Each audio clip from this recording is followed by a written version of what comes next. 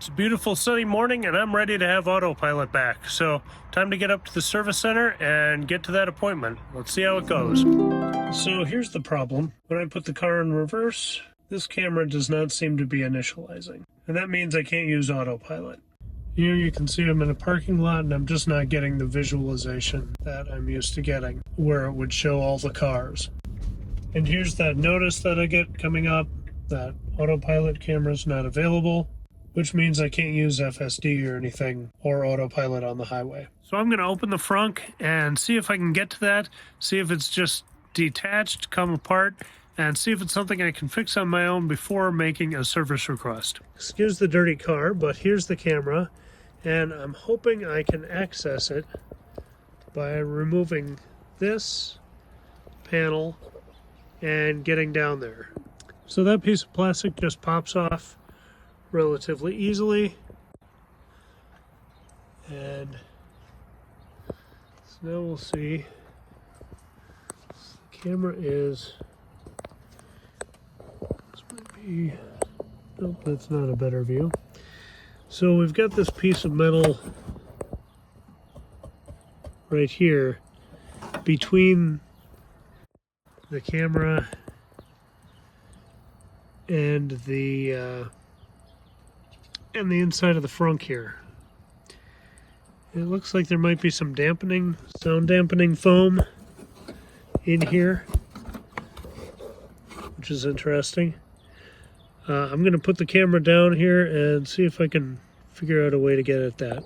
So I can't access it from here, which would be easy because you could do that standing. I tried pushing on the tabs that I could see from the inside on the top, but there are tabs on the bottom holding it too, and the best way to access that is from underneath.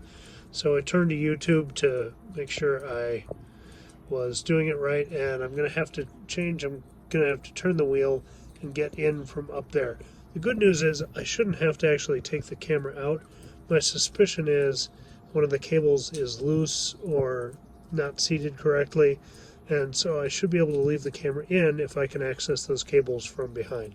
After trying to go in through the top and slicing my arm up real good, then trying the method from below through the mud flap, I had a couple of fasteners that were broken and wouldn't go back into place if I took that off, so ordered a new mud flap, but decided best to bite the bullet and let the service center handle this. I did wait till one more software update just to make sure it wasn't a software issue, but after that came through and the camera still wasn't initializing, I went ahead and placed that service request. I was preparing for something in the $400 or $500 range, so after making the service request, I was surprised to find that not only could I get an appointment nearby in less than 24 hours, the quote they sent over was well under what I was expecting. So the next morning, I drove up to Eden Prairie to drop off the car. So I dropped my car off expecting to stay, but they said it might be a bigger problem.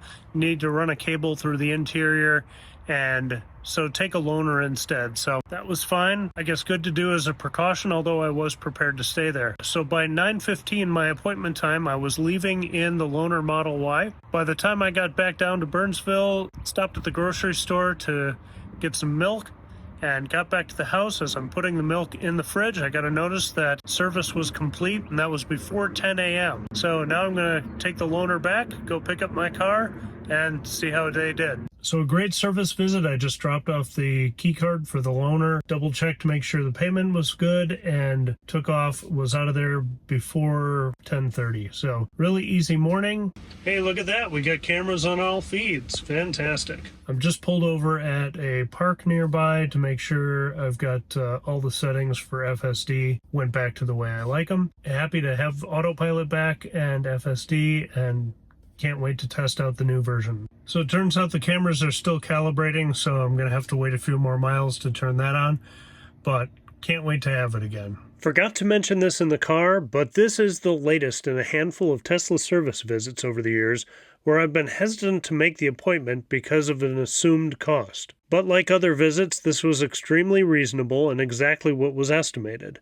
Instead of just making the appointment earlier, I wasted my time, scratched my arm, and drove a ton of miles without Autopilot. Not worth the delay, and I'll have to try and remember that in the future. The software update I mentioned earlier got me caught up to FSD Beta 11.3.6, so finally on the single stack and a big improvement in smoothness, but some regressions in other areas, like lane selection and trying to switch to bypass lanes instead of staying straight on 2-lane highways. Hopefully that won't last, as apparently fixing that is the main focus of the next release that employees are testing now. One cool new feature is the ability to give voice details to disengagements, not allowing ample space for cars to merge. That's a feature we've wanted since the report button days, so I'm glad to be able to give quick, constructive feedback after an intervention. But we'll do more with FSD Beta in future videos. For now, I'm just happy to have it back. Thanks for watching. Have a great day. I hope your next service visit is as slick as this one was. Happy road tripping, and I'll catch you in the next one. Bye.